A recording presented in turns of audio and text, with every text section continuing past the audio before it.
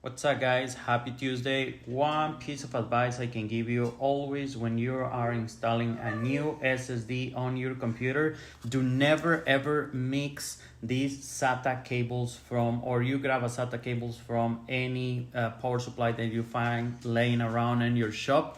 Never do that because this is gonna fry your new SSD. Just this little piece of advice in case you don't know, and in case you're trying to upgrade your SSD space, your hard drive, change your hard drive, just have this in mind. And if you're looking to do this and you need help, just remember we can help you with that. And we have a shop. We open from 9 to 8 p.m., 9 a.m. and 8 p.m. So let me know if you need some more advice. I can be posting more stuff. Peace, guys. God bless.